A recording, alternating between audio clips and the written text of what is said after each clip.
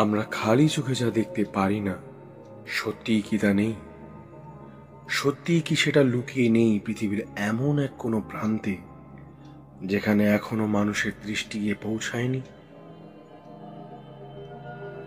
নমস্কার, রহস্যবাঘের আরও একটি নতুন গল্পে আপনাদের সকলকে স্বাগত। আজ আপনাদের জন্য হেমেন্দ্র কুমার রায়ের লেখা মামূর্তের দানব দেবতা। গল্প পাঠে শুভম, আনন্দ এবং আশিস। শুনতে থাকুন মামূর্তের দানব দেবতা।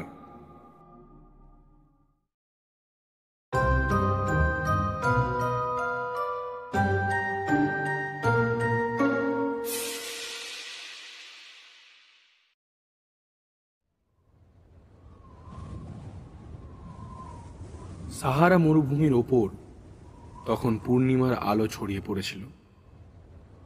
পৃথিবীর সমস্ত বিশাল সৌন্দর্যই মানুষের মনকে আকর্ষিত করে।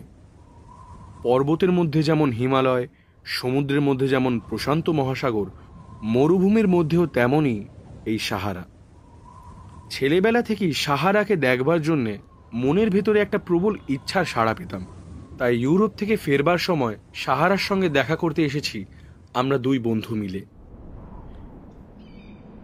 বালির এই মহাসাগরে সারাদিন কাটিয়ে বেশ বুঝতে পেরেছি গরম কড়ায় ফেলে ভাজবার সময় কই মাছের কি অবস্থা হয়। সারাক্ষণ তাঁবুর ভেতরে আধমরার মতো পড়েছিলাম। এখন সন্ধ্যার পরে তাঁবুর বাইরে এসে দেখি পরিপূর্ণ পূর্ণিমার হাসি সমস্ত মরুভূমিটাকে একটা অনন্ত মায়ারাজ্য করে তুলেছে। চাঁদের আলো আর মরুভূমি আজ যেন একাকার হয়ে মিশে গেছে। এখন এই মরুভূমিকে দেখলে কে বলতে পারবে যে খানিকক্ষণ আগে এখানেই ছিল নরকের এক বিরাট অগ্নিকুণ্ড। আমরা আছি একটা ওয়েসিসের ভেতরে। সকলেই জানেন বোধহয় ওয়েসিস হচ্ছে অসীম শুষ্ক আর ধুধু বালুকা প্রান্তের মধ্যে ছোট্ট একটা তরু শ্যামল জায়গা। হয়তো 50, 60 কি 100 মাইলেরও বেশি পার করার পরে মরুভূমির মধ্যে এই রকম একটা ওয়েসিস পাওয়া যেতে পারে। এখানে থাকে তাল জাতীয় গাছের কুঞ্জ ছায়া এবং মরুভূমির মধ্যে সবচেয়ে যা দুর্লভ সেই শীতল জলের মিষ্ট ধারা। তবে সব ওয়েসিসে যে জল পাওয়া যায় তাও নয়। আমাদের এই ওয়েসিসে পাতাল থেকে একটি জলের উৎস মনোরম একটা সরোবরের সৃষ্টি করেছে। কাজেই মরুপথের সমস্ত যাত্রী এখানে বিশ্রাম না করে বিদায় নেয় না। সুন্দর মরু উদ্যানের ধারে আমরা দুজনে চুপ করে বসে আছি এবং সরোবরের জলে জ্যোৎস্নার রূপালী আলো ঝিলমিল করে উঠছে। আর একদিকে যতদূর চোখ চলে যায় আকাশের মতন অসীম অবাধ বালুকার রাজ্য। আচম্বিতে মনে হলো সেই জনহীন মরুভূমির রহস্য ভেদ করে যেন একটা মানুষের চলন্ত ছায়া ফুটে উঠল। ছায়াটা ক্রমে স্পষ্ট হয়ে ওঠে আমাদের দিকেই এগিয়ে আসছে বলে মনে হয়। এগিয়ে আসতে আসতে মাঝে মাঝে যেন মাটির ওপর হুমড়ি খেয়ে পড়ে যাচ্ছে। আমরা অত্যন্ত কৌতূহলী হয়ে তার দিকে এগিয়ে গেলুম। হ্যাঁ, মানুষই বটে, কিন্তু এ কি তার চেহারা! মানুষের এমন শান্ত শুষ্ক আর শীর্ণ আকার আমরা কখনো দেখিনি। হয়তো এই ভয়াবহ মরুভূমিতে পথ হারিয়ে পানাহারের অভাবেই এর এমন দশা হয়েছে। আগন্তুক আমাদের কাছে এসে আর দাঁড়াতে পারল না। টলতে টলতে মাটির ওপর আছাড় খেয়ে পড়ে গেল। তারপর অত্যন্ত ক্ষীণ স্বরে বলে উঠল, চল চল। দুজনে ধরাধরি করে তাকে তুলে তাঁবুর ভেতরে নিয়ে গেল এবং তার ঠোঁটের কাছে ধরলুম ঠান্ডা জলের গিলাস। আগন্তুকের জামা কাপড় ছিঁড়ে ফালা ফালা হয়ে গেছে এবং তার হাঁটুর কাছে আর করতলে রক্তাক্ত ক্ষত চিহ্ন। বোধহয় চলতে না পেরে বালির ওপরে হামাগুড়ি দিয়ে হেঁটে এসেছে, তাই হাত আর হাঁটুতে ক্ষত বিক্ষত হয়ে গেছে। আগন্তুকের অবস্থা দেখে বেশ বোঝা গেল পৃথিবীতে তার জীবনের অন্তিম মুহূর্ত ঘনিয়ে এসেছে। আরও এক গ্লাস জলপান করে আমাদের জিজ্ঞাসার উত্তরে সে দুর্বল স্বরে বললে,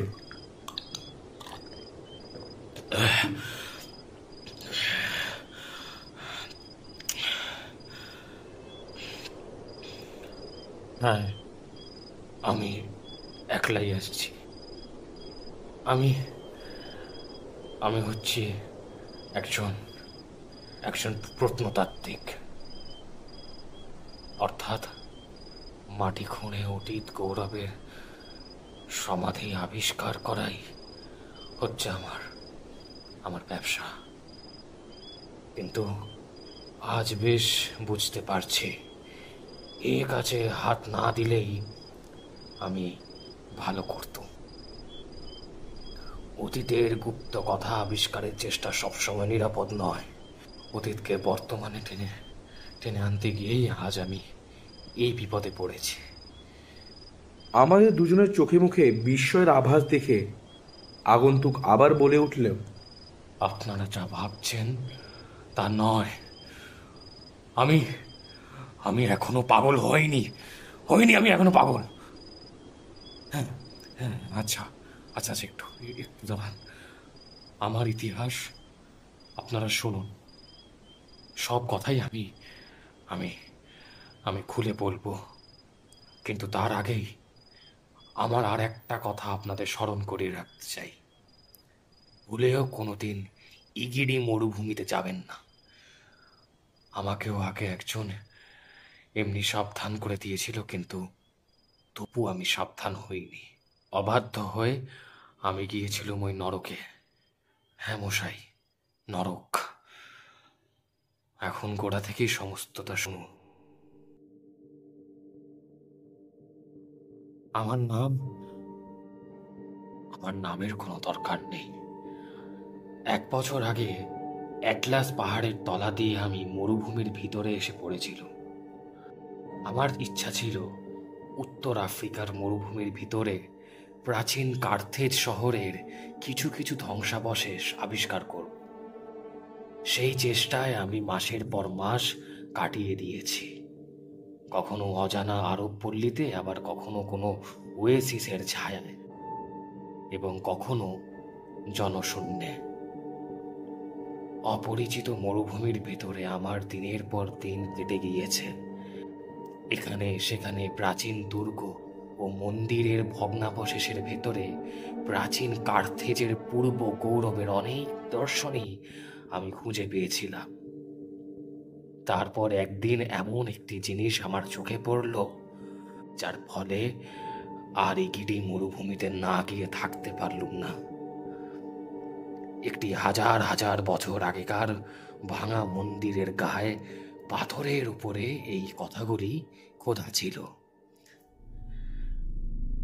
বণিকগণ, তোমরা কেউই মামুর্ত শহরে যেও না। আমি কার্থেজের একজন ব্যবসায়ী। পর্বতের গিরি সংকট পার হয়ে ওই শহরে আমি আমার 4 জন সঙ্গীর সাথে না জেনেই চলে গিয়েছিল। তারপর সেই শহরের সেই দেবতার উপাসকেরা আমাদের বন্দী করে। ওখানে এক রাক্ষস দেবতা, বা বলা ভালো দানব দেবতা রয়েছে।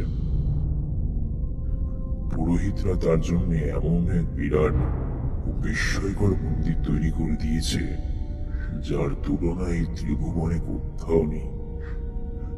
মামুর্ত শহরে সেই পুরোহিতেরা তাদের দানব দেবতার সামনে নিয়ে গিয়ে আমার সঙ্গীদের বলি দেয়, এবং আমি কোনো রকমে তাদের চোখে ধুলো দিয়ে পালিয়ে আসতে পেরেছি। পাছে আবার কোনো হতভাগ্যশী শহরে গিয়ে বিপদে পড়ে, সেই জন্যই সকলকে আগাম সতর্কতা জানিয়ে দিচ্ছি। মন্দিরের সেই দুষ্ট দেবতা সৃষ্টির আদি অনন্তকাল থেকে সেখানে বিরাজমান। সাবধান, তাকে সাবধান।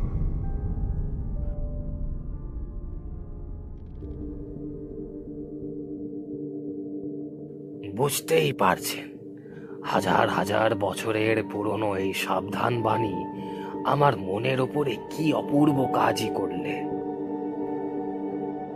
এত বড় একটা অতুলনীয় মন্দিরের কথা আমি কোনো কিতাবেই পড়িনি। এবং কোনো লোকের মুখেই শুনিনি। ইগিডি মরুভূমির ভেতরে মামুত নামে যে একটি প্রাচীন শহর ছিল বা আছে, এই কথাও আজ কেউ আর জানে না। রোমের দুর্ধর্ষ সৈন্যদের কবলে পড়ে বিপুল সভ্যতার লীলাক্ষেত্র কার্থেজ আজ সমভূমিতে পরিণত হয়েছে। কিন্তু তার স্মৃতির শেষ ধ্বংসাবশেষে এসে আজ যা আবিষ্কার করলুম তার সত্যতা পরীক্ষা করবার জন্যে আমার সারা প্রাণ ব্যাকুল হয়ে উঠল। কাজেই একটা ছোট আরব পল্লী ছিল, সেখানে গিয়ে খোঁজ খবর নিয়েও বিশেষ কিছু নতুন কথা জানতে পারলুম না। কেবল বুড়ো আরবদের মুখ থেকে অনেক কষ্টে সংগ্রহ করা গেল কোন পথ দিয়ে ইগিডি মরুভূমিতে যাওয়া যায়। কিন্তু আরবরা যে এর চেয়েও বেশি কিছু জানে এ সন্দেহ আমার এখনো যায়নি।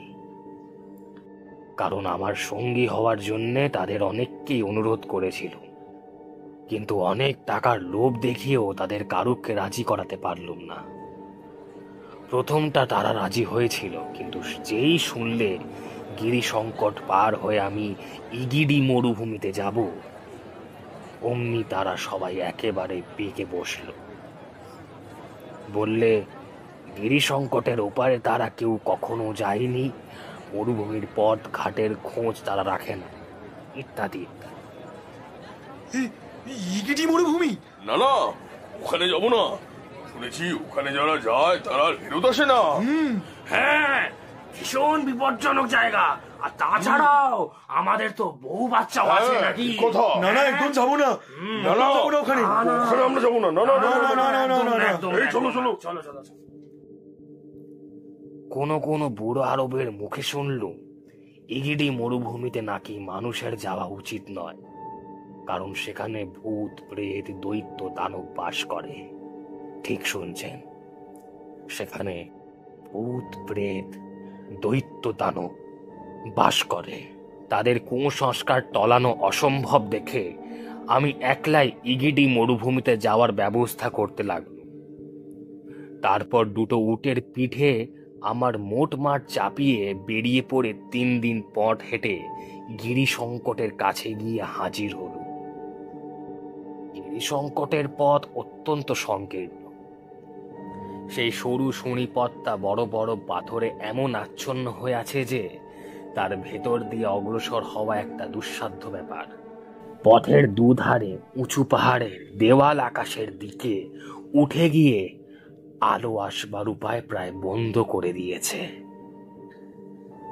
সেই ছায়াময় রহস্যময় নির্জন নিস্তব্ধ গিরি সংকট ভেদ করে আমি যখন ওপারে গিয়ে দাঁড়ালুম, তখন বিপুল বিস্ময় আমার মন অভিভূত হয়ে গেল। সীমাহীন এক মরুভূমি চারিধার থেকে বিপুল এক পুকুরের পাড়ের মতন পাতালের দিকে নেমে গিয়েছে, এবং আমার কাছ থেকে প্রায় 2 মাইল দূরে যেখানে চারিদিকের ঢালু জায়গা এসে মিশেছে, সেইখানে প্রাচীন মামুত শহরের শ্বেতবর্ণ ধ্বংসাবশেষ সূর্যলোকে তুষার পর্বতের মতো সমুজ্জ্বল হয়ে উঠেছে। খানিকক্ষণ পরে আবার অগ্রসর হলুম সেই ধ্বংসাবশেষের দিকে। এ যেন মূর্তিমান বিরাট অতীতের দিকে বর্তমানের ক্ষুদ্র মানব শিশুর অভাবিত তীর্থযাত্রা। যতই এগিয়ে যাচ্ছি ধ্বংসাবশেষ ততই মস্ত হয়ে উঠেছে। কোথাও একটা ভাঙা দেওয়াল দাঁড়িয়ে আছে, কোথাও কতগুলো থামের সারি, এবং কোথাও বা ইট পাথরের প্রকাণ্ড স্তূপ। অনেক জায়গায় বালির রাশির ভেতরে ধ্বংসাবশিষ্ট বাড়িঘর একেবারে চাপা পড়ে গিয়েছে। তারপর আমি আর একটা অদ্ভুত জিনিস লক্ষ্য করলাম। কোথাও দেওয়ালের পাথরের উপরে, কোথাও থামের উপরে, এবং কোথাও বা সিঁড়ির ধাপের উপরে কিম্ভূত কিমাকার এক জানোয়ারের মূর্তি খোদা আছে। জানোয়ারটাকে দেখতে অনেকটা অক্টোপাসের মতো, যদিও তা অক্টোপাসের মূর্তি নয়। তার দেহ গোল ও বেঢপ এবং দেহের তলা দিয়ে মাকড়সার পায়ের মতন কতগুলো পা বেরিয়ে আছে। চারিদিকেই এই বেয়াড়া মূর্তির ছড়াছড়ি কেন? এ কি কোনো পবিত্র চিহ্ন নাকি আর কিছু? কিছুই বুঝতে না পেরে শেষটা বুঝবার চেষ্টা ছেড়ে দিল। এবং এই শহরের হেয়ালিটাই বা বুঝবো কেমন করে, কারণ আমি একলা।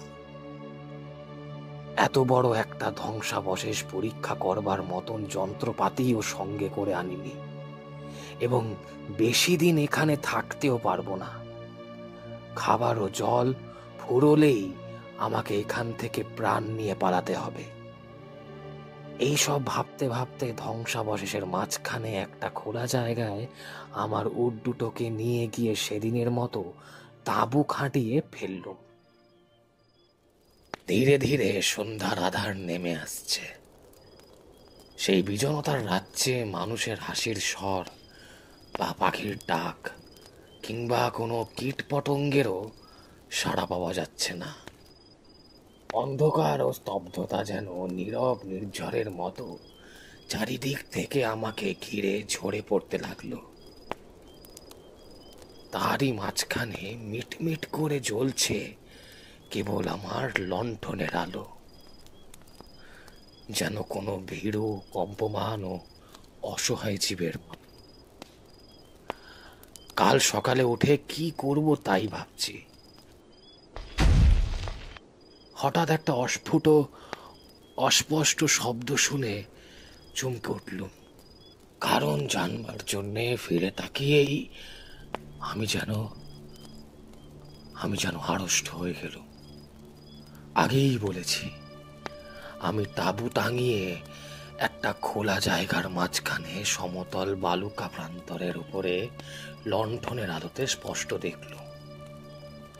বালুকার উপরে হঠাৎ একটা গর্ত জেগে উঠল। যদিও অসম্ভব, তবু আমার মনে হলো শূন্য লোক থেকে যেন একটা আশ্চর্য গর্ত বালির উপরে খসে পড়ল। এখানে কোনো দিকে কোথাও জীবনের চিহ্নও দেখা যায় না, একটা ছায়া পর্যন্ত নয়। তবু আমার চোখের সামনে কোন অদৃশ্য হাত এই গর্তটা খুঁড়ল। শুধু তাই নয়, কেমন একটা খড়মড় শব্দ আমার কানে এলো। তারপরেই আমার আরো কাছে আবার তেমনই আর একটা গর্ত জেগে উঠল। বালুকা সমুদ্র যেন বুদবুদ কাটছে। ভয় বুকটা ছমছম করতে লাগলো। আমার উনুনে আগুন জ্বলছিল, তার ভিতর থেকে একটা জ্বলন্ত কাঠ তুলে নিয়ে আমি দ্বিতীয় গর্তটার দিকে সজোরে ছুঁড়ে মারলুম। আবার কিরকম একটা শব্দ শুনলুম, এবং সঙ্গে সঙ্গে এও বুঝলুম যে শব্দটা ক্রমেই দূরে সরে যাচ্ছে।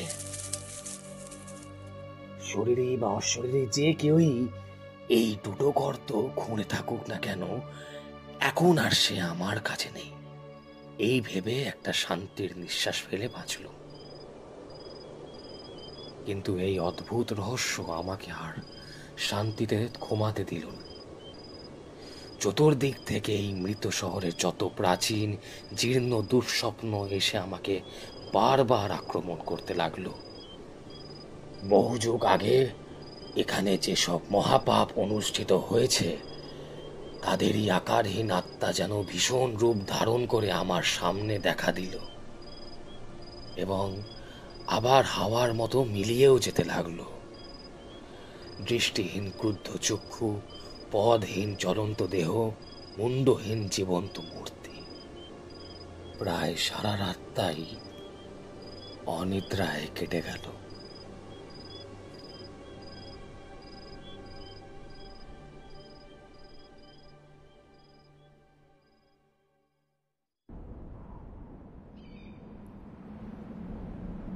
পূর্ব আকাশের উষা তুলি যখন সিঁদুর ছবি আঁকতে শুরু করলে, আমার মনের ভয়ের ভাবটা তখন আর রইল না।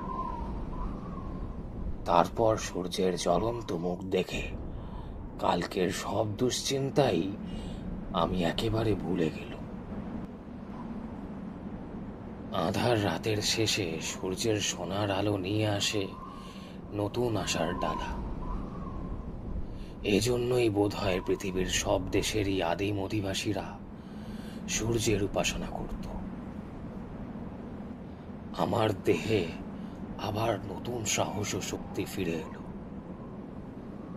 সঙ্গে সঙ্গে মনে পড়ে গেল প্রাচীন কার্থেজের সেই মৃত ব্যবসায়ীরই কথা।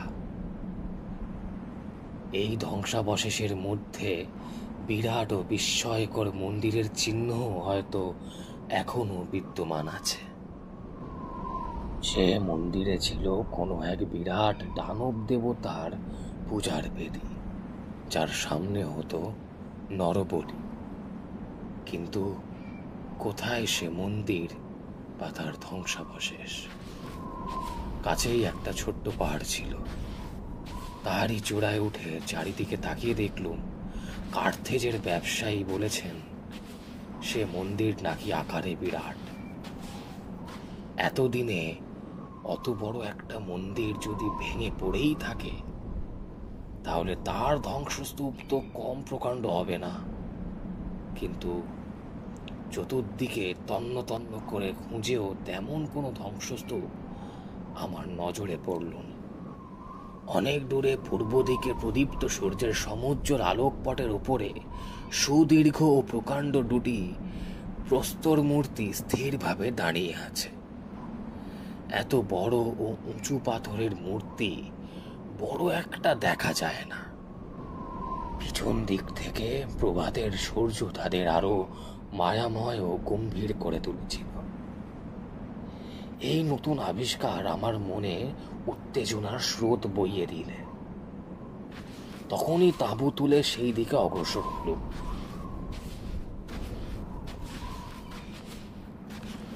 ধ্বংসাবশেষ পার হয়ে সেই মূর্তি দুটোর কাছে গিয়ে পৌঁছতে আমার অনেকটা সময় গেল।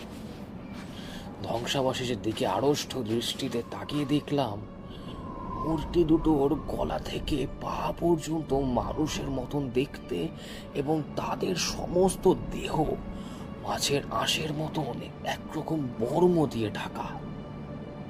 কিন্তু তাদের মুখ তাদের মুখ একেবারে অমানসিক। মানুষের মুখের সঙ্গে একটুও মেনে না। জীবন্ত দেহ দেখেই কি এই মূর্তি দুটো গড়া হয়েছিল? তা যদি হয়ে থাকে, তবে এমন অদ্ভুত জীবন্ত যেন আধুনিক পৃথিবীর কোনো মানুষই কখনো দেখেনি। চারিদিকে তাকিয়ে দেখল মূর্তি দুটোর দুপাশে সুদীর্ঘ 2 সারি ভগ্নস্তূপ অনেক দূর চলে গিয়েছে। এই ভগ্নস্তূপ নিশ্চয়ই কোনো উচ্চ প্রাচীরের, কিন্তু মূর্তি দুটোর পরস্পরের মাঝখানে ওরকম কোনো ধ্বংসস্তূপ চোখে পড়ল না। খুব সম্ভব এই মূর্তি দুটোর মাঝখানে একসময় কোনো তোরণ বা দ্বার পথ ছিল। কিন্তু একটা বিষয় ভেবে বিস্মিত হলুম, সারা শহর ভেঙে পড়েছে, এমন কঠিন পাথরের প্রাচীরও ভেঙে পড়েছে, কিন্তু এই ভয়াবহ ও অপার্থিব মূর্তি দুটো আজ সম্পূর্ণ অক্ষত দেহে বর্তমান আছে কেন? মনের ভেতর থেকে এই প্রশ্নের কোনো উত্তর পাওয়ার আগেই আর একটা ব্যাপার লক্ষ্য করল। মূর্তি দুটোর পিছন থেকে ছোট ছোট পাথরের মূর্তির দুটো সারি প্রায় 1 মাইল দূর পর্যন্ত চলে গিয়েছে। সেই মূর্তি বিথিকার মধ্যে প্রবেশ করবার সময় দেখল বড় মূর্তি দুটোর বেদির পাশেও সেই রকম বিরাট অক্টোপাস বা মাকড়সার চেহারা খোদাই রয়েছে। পথের দুপাশে সারি সারি এই যে ছোট ছোট মূর্তি রয়েছে, এগুলো যে কোনো জীবজন্তুর মূর্তি তা বুঝবার ক্ষমতা আমার নেই। এমন সব জন্তু পৃথিবীতে কোনোদিন ছিল আছে বলে আমার তো মনে হয় না। তাদের চেহারা ভয়ানক এবং প্রত্যেকেরই মুখে হিংসা ও অমঙ্গলের ভাব ফুটে উঠেছে। তাদের দেখলেই বুক ধিপ ধিপ করতে থাকে।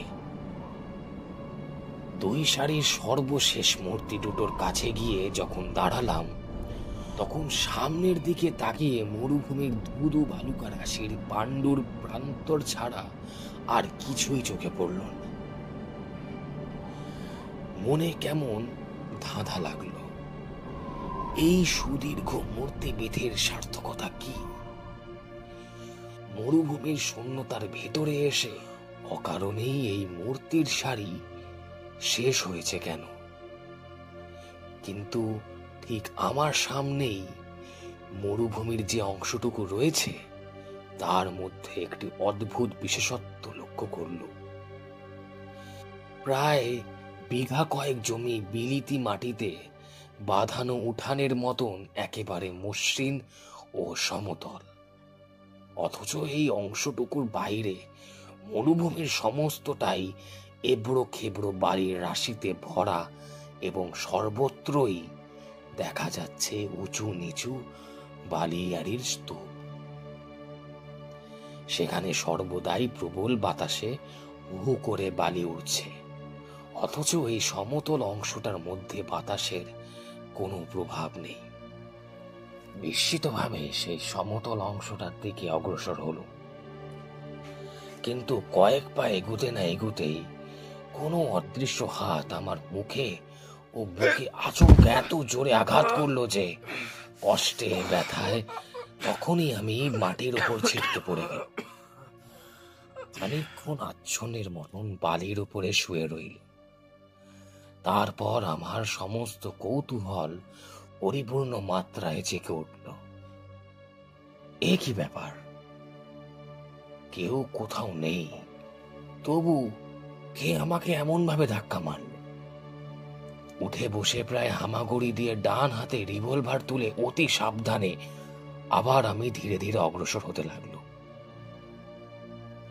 যখন সেই সমতল অংশের ধারে গিয়ে উপস্থিত হলুম, তখন আমার হাতের রিভলভারটা হঠাৎ কিসের উপরে পড়ে ঠক করে বেজে উঠল তা বুঝতে পারলাম না।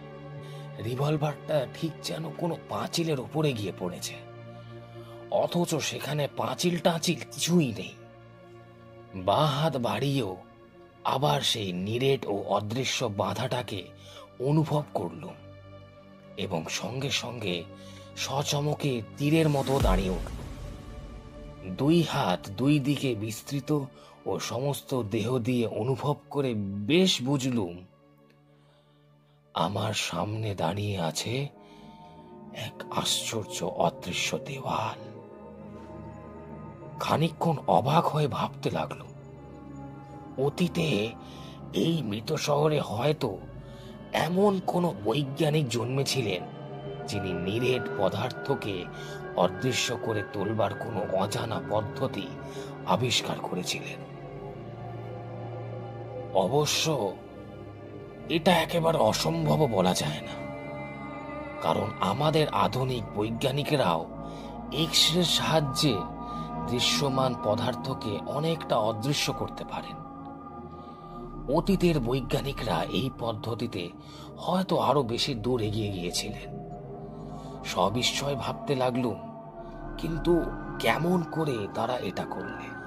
শহরের বড় বড় পাথরের বাড়িগুলো কাল প্রভাবের ধুলোর সঙ্গে ধুলো হয়ে মিশে গিয়েছে, অথচ এই অদৃশ্য দেওয়াল এখনো ঠিক আগেকার মতোই অটুট হয়ে দাঁড়িয়ে আছে।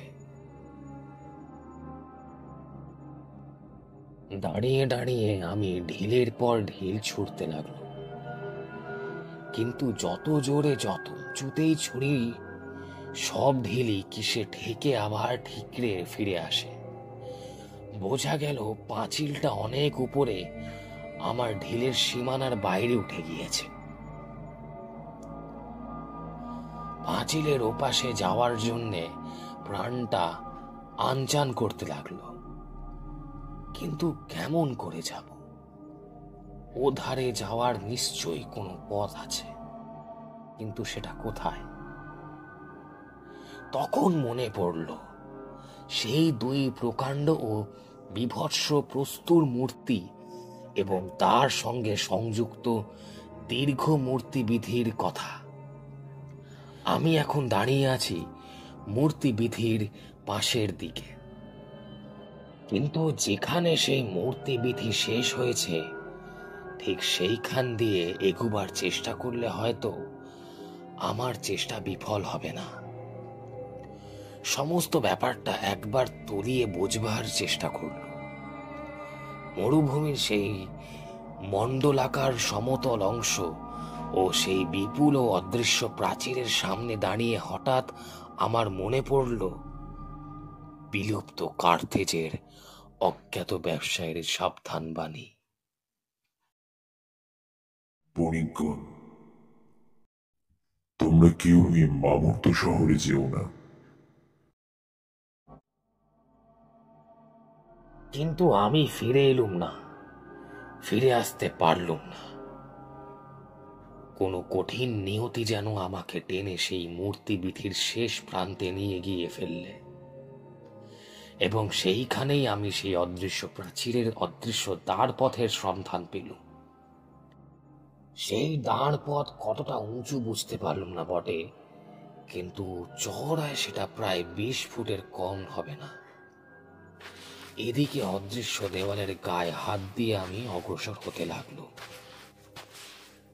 খানিক পরেই গিয়ে পৌঁছালুম একটা মস্ত বড় অদৃশ্য উঠানের উপরে। সে পরম বিস্ময়। আমি বেশ বুঝতে পারছি আমার চতুর্দিকে প্রকাণ্ড প্রকাণ্ড দেওয়াল, স্তম্ভের শ্রেণী ও ঘর দ্বার রয়েছে, কিন্তু সমস্তই অদৃশ্য। সেই কাঁচের চেয়ে স্বচ্ছ অদৃশ্য বাড়ির দেওয়ালের পর দেওয়াল ভেদ করে আমার দৃষ্টি বাইরের অপার মরুভূমির ভেতরে গিয়ে পড়েছে, এবং বাইরে থেকে সূর্যের সুবর্ণ কিরণ এই বিপুল প্রাসাদের ভেতরে এসে সর্বত্র বিচরণ করছে। খুব সন্তর্পণে ধীরে ধীরে আরো খানিকটা এগিয়েই বুঝতে পারলুম আমি এক বিস্তৃত সোপান শ্রেণীর সামনে এসে পড়েছি।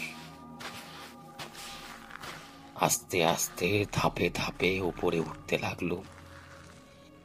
যতই উপরে উঠে কোনোটা ততই অদ্ভুতভাবে পরিপূর্ণ হয়ে যায়, কারণ আমি যেন শূন্যে পদক্ষেপ করে বাতাসের ভেতর দিয়ে উপরে উঠে যাচ্ছি। ধাপের পর ধাপ যেন আর শেষ হতে চায় না।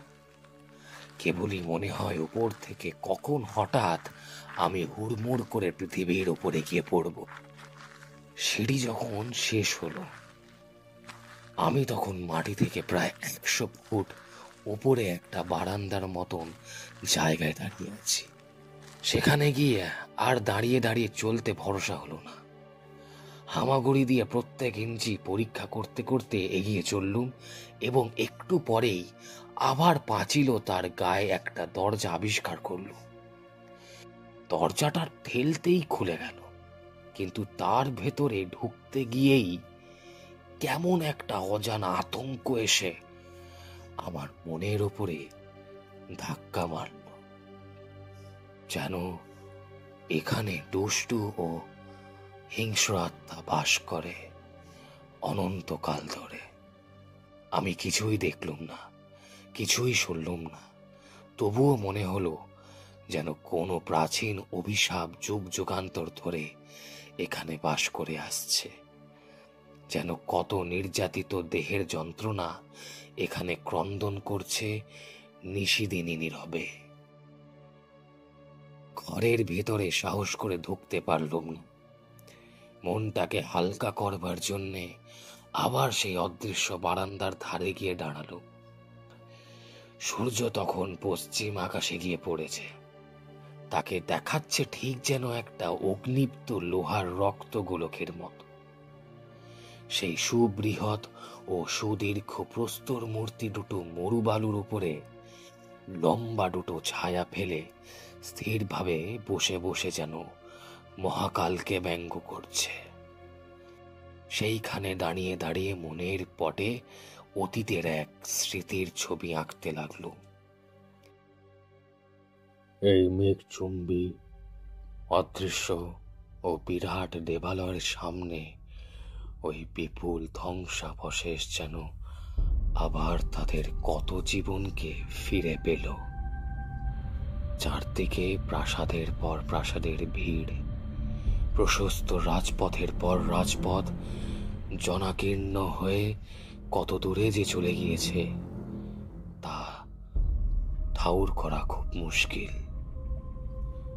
তুরি ভেড়ি ও দামামার তালে তালে পূজারীর দল দুই প্রস্তর মূর্তির তোরণের ভিতর দিয়ে অদৃশ্য মন্দিরের দিকে এগিয়ে আসছে কয়েকজন হতভাগ্য বন্দীকে সঙ্গে করে তাদের দানব দেবতার অতৃপ্ত উদর পূরণের জন্য। আচম্বিতে অনেক নিচে বালুকা রাশির দিকে আমার দৃষ্টি আকৃষ্ট হলো।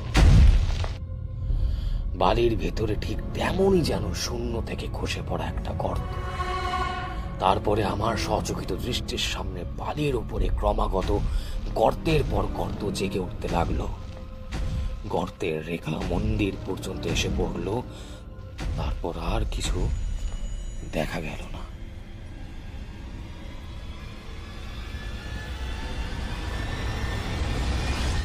সঙ্গে সঙ্গে আমার মনে পড়ে গেল ধ্বংসাবশেষের পাথরে পাথরে খোদা সেই কিছুটা অক্টোপাস ও কিছুটা মাকড়সার মতন দেখতে সেই পিশাচের মূর্তির কথা। সেই মূর্তির সঙ্গে এই অদৃশ্য বিপদের কোনো সম্পর্ক আছে কি না তা আমার ঠিক জানা নেই। এই অদৃশ্য বিপদের আকারও কি তেমনই বিভৎস? কার্থেজের ব্যবসায়ীর সেই কথাটা মনে পড়ে গেল। মন্দিরের দুষ্ট দেবতা সৃষ্টির আদি থেকে যে সেখানে বিরাজ করছে, সাবধান, তাকে সাবধান। সৃষ্টির আদিম থেকে পৃথিবীতে অনেক অতিকায় দানব বাস করত। পণ্ডিতেরা মাটির ভেতর থেকে আজও যাদের কঙ্কাল আবিষ্কার করেছেন, ওই মৃত শহরের বিলুপ্ত বাসিন্দারা কি সেই রকম কোনো দানবকে তাদের দেবতার আসনে প্রতিষ্ঠিত করেছিল? এখন বিজ্ঞানের কৌশলে এই মন্দিরের মতন তাদের দানব দেবতাকেও কি অদৃশ্য, অমর ও অজর করে রেখেছে? বাড়ির ওপরে ওই গর্তগুলো কি সেই অদৃশ্য দানবেরই বিপুল পদচিহ্ন? আর এরই ভয় কি আরবরা আমার সঙ্গী হতে রাজি হয়নি?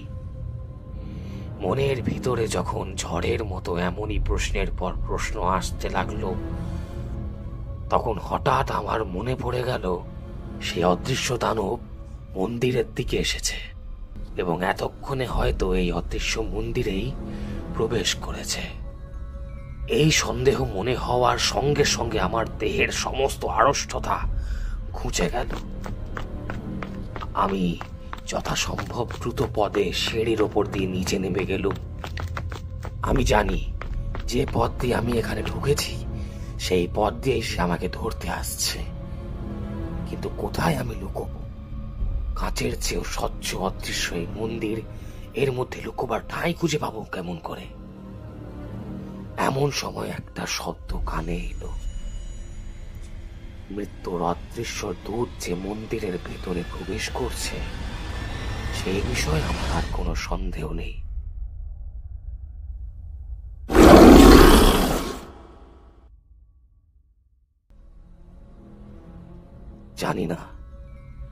জানি না এ কোন জাতীয় দানব এবং এর মস্তিষ্কে বুদ্ধি আছে কত, তাও আমার ঠিক জানি নেই।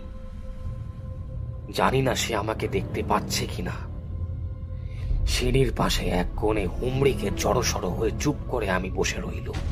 সেই অবস্থা থেকে শুনতে পেলুম তার চলে আসার শব্দ। সিঁড়ি বেয়ে ধাপে ধাপে সে উপরে উঠে আসছে। সেই ভয়ঙ্কর পায়ের শব্দ যখন থেমে গেল, তখন আন্দাজ করে নিলুম যে ঘরে ঢুকতে আমি ভয় পেয়েছিলাম জীবটা সেই ঘরের ভেতরেই গিয়ে ঢুকেছে। আমিও আর দেরি করলুম না, উঠানের উপর দিয়ে দ্রুত পদে ছুটতে লাগলো, কিন্তু হঠাৎ ভুল দিকে গিয়ে একটা অদৃশ্য দেওয়ালে ধাক্কা খেয়ে আবার আগেকার মতোই ছিটকে মাটির উপরে পড়ে গেল। সেই অবস্থা থেকে শুনতে পেলুম যে সেই পিশাচটি আমার দিকে এগিয়ে আসছে। সিঁড়ি বেয়ে ধাপে ধাপে সে উপরে উঠে আসছে। সেই ভয়ঙ্কর পায়ের শব্দ যখন থেমে গেল, তখন আন্দাজ করে নিলাম যে ঘরে ঢুকতে আমি ভয় পেয়েছিলাম, জীবটা সেই ঘরের ভেতরেই গিয়ে ঢুকেছে। আমিও আর দেরি করলাম না, উঠানের উপর দিয়ে দ্রুত পরে ছুটতে লাগলো, কিন্তু হঠাৎ ভুল দিকে গিয়ে একটা অদৃশ্য দেওয়ালে ধাক্কা খেয়ে আবার আগেকার মতো ছিটকে মাটির উপরে পড়ে গেল। এবারে গুরুতর আঘাত লেগেছিল, কিন্তু তবু প্রাণপণে আবার যন্ত্রণার চিৎকারে আমি সেখান থেকে দৌড়ে পালিয়ে গেল। উপর থেকে আবার শব্দ এলো, ভীষণ দানব দেবতার সিঁড়ি দিয়ে নেমে আসছে। পাগলের মতো মুখে আবার একদিকে ছুটতে গেল অন্ধের মতো, এবং আবার এক দেওয়ালে ধাক্কা খেয়ে মাটির উপরে লুটিয়ে পড়ল। আড়ষ্ট হয়ে রইল, পায়ের শব্দ আর শোনা গেল না। আরো খানিকক্ষণ সেই অবস্থায় অপেক্ষা করলুম, এবং তখনও কোনো রকম শব্দ না পেয়ে অশান্বিত হয়ে আমি উঠে দাঁড়ালুম।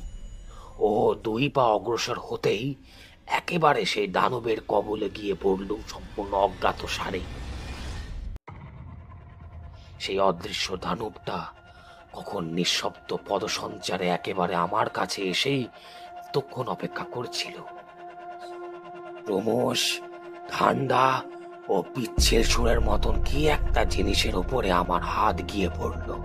তারপরে সেটা আমার হাতের কাছ থেকে সরে গেল, এবং সঙ্গে সঙ্গে সেই রকম আরো 3-4টে সুরের মতন জিনিস আমাকে জড়িয়ে ধরবার চেষ্টা করল। কিন্তু ঘৃণায় ও আতঙ্কে শিউরে উঠে তাদের কবল থেকে সজোরে নিজেকে মুক্ত করে নিয়ে আমি আবার ছুটতে ছুটতে মন্দিরের সিঁড়ি দিয়ে উপরে উঠতে লাগলুম। উপরে উঠে আমি স্থির করলুম, বারান্দা থেকে 100 ফুট নিচে যদি লাফিয়ে পড়ি, তাহলে ওই ঘৃণ্য দানবের কবলে পড়ে মরার চেয়ে সে মৃত্যু হবে ঢের বেশি সুখের মরণ। সিঁড়ির উপরে আবার পায়ের শব্দ হতে লাগলো। দানব উপরে আসছে। সিঁড়ির ঠিক মুখেই 2 হাতে বারান্দার প্রাচীর চেপে ধরে আমি দাঁড়িয়েছিল। আচম্বিতে সেই প্রাচীরটা দূরে আমার দিকে হেলে পড়ল। নিশ্চয়ই এর ভিত আলগা হয়ে গিয়েছে। আমি তাড়াতাড়ি প্রবল একটা ধাক্কা মেরে সেটাকে সিঁড়ির দিকে ঠেলে দিল। প্রাচীরটা হুড়মুড় করে সিঁড়ির ওপরে ভেঙে পড়ল। এক মুহূর্তে সবকিছু স্তব্ধ হয়ে পড়ল। তারপরে শুনলুম যেন লক্ষ লক্ষ ঝিঝি পোকা, কোলা ব্যাঙ ও কোকড়ো সাপ একসঙ্গে গর্জন করে উঠল। সঙ্গে সঙ্গে দেখলুম একটা হলদে রঙের তরল পদার্থ সিঁড়ির উপর দিয়ে গড়িয়ে নিচে নেমে যাচ্ছে। প্রাচীরের ভাঙা অংশটা তাহলে ওই দানবেরই ঘাড়ের উপরে গিয়ে পড়েছে, এবং ওই হলদে তরল পদার্থটা খুব সম্ভব তারই দেহের রক্ত। তার দেহ অদৃশ্য, কিন্তু রক্ত দৃশ্যমান। তাড়াতাড়ি পকেট থেকে রিভলভারটা বার করে সেই রক্ত দেখে আন্দাজে লক্ষ্য করে আমি তার উপরে কয়েকবার গুলি বৃষ্টি করলাম। দানবটার চিৎকারে কান যেন ফেটে যাওয়ার মতো হলো, এবং সঙ্গে সঙ্গে বেশ দেখতে পেলাম রক্তের ধারার উপরে তার অদৃশ্য দেহের ছটফটানি। আরো খানিকক্ষণ অপেক্ষা করলাম, কিন্তু সেই অদৃশ্য চিৎকার ছটফটানি তখনও পাথরের স্তূপের তলায় সে বন্দী হয়েছে ও রিভলভারের গুলিতে আহত হয়েছে বটে, তবু তার মৃত্যু হল না। এদিকে সন্ধ্যার অন্ধকার এমন ঘনিয়ে উঠল যে আর সেখানে অপেক্ষা করাও চলে না। এই সৃষ্টি ছাড়া অভিশপ্ত অদৃশ্য মন্দিরের ভেতরে অন্ধকারে রাত্রিবাসের কথা মনে করতেই আবার বুক কেঁপে উঠল। কে জানে এখানে এরকম আরো কত বিভীষিকাই হয়তো আছে। এই বা বলতে পারে ওই রকম দানব দেবতাও এখানে আরো নেই।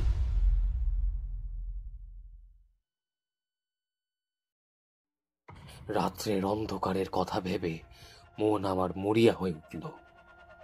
যেমন করেই হোক ওই সিঁড়ি দিয়েই আমাকে নামতে হবে। আগেই বলেছি এই অদৃশ্য সোপান শ্রেণী খুব বিস্তৃত। একসঙ্গে অনেক লোক এর ওপর দিয়ে পাশাপাশি ওঠানামা করতে পারে। সিঁড়ির যেখান দিয়ে রক্ত গড়িয়ে পড়ছিল আমি তার বিপরীত দিকে গিয়ে দ্রুত পদে নিচের দিকে নামতে লাগলো। সেই বন্দী ও আহত দানব মহা আক্রোশে আরো জোরে গর্জন করে উঠল, কিন্তু আমাকে সে ধরতে পারলে না। প্রায় অন্ধকারে পথ খুঁজে বার করে কোনো রকমে তাঁবুর কাছে এসে হাজির হলুম।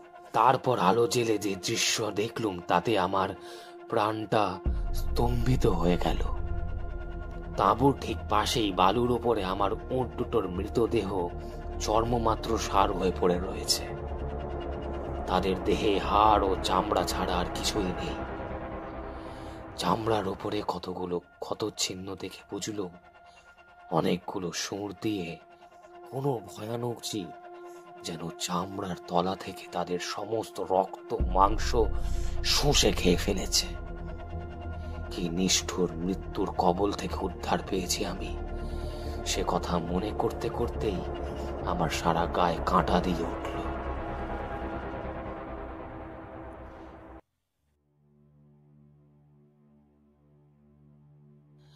তারপর কি অবর্ণীয় দুঃখ কষ্টের ভিতর দিয়ে যে এই সুদীর্ঘ পথ পার হয়ে এসেছি তা কেবল আমিই জানি, আর জানেন আমার ঈশ্বর। আমার খাবার ফুরিয়ে গেল, জল ফুরিয়ে গেল, দেহের শক্তিও ফুরিয়ে গেল, তবু আমি সেই মৃত্যুপুরী থেকে দূরে, আরো দূরে পালিয়ে এসেছি। কখনো মাতালের মতন টলটে টলটে, কখনো অসহায় শিশুর মতন হামাগুড়ি দিতে দিতে। আমি যা স্বচক্ষে দেখেছি পৃথিবীর আর কোনো মানুষ কোনোদিনও যেন তা দেখতে না চায়।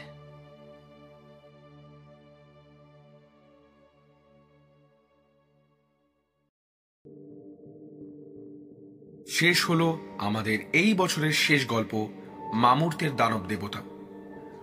প্রত্নতাত্ত্বিকের চরিত্রে শুভম, কার্থেজের ব্যবসায়ী আশিস, গল্প কথক সূত্রধর এবং গল্পের পরিচালনায় আমি আনন্দ। আমাদের গল্পের আপডেট পেতে হলে ফলো করতে পারেন আমাদেরকে ইনস্টাগ্রাম আর ফেসবুকে। নতুন বছরে নতুনভাবে নতুন গল্প নিয়ে হাজির হবে রহস্যবাগ। ততক্ষণ সবাইকে merry Christmas, advance happy new year এবং শুভরাত্রি।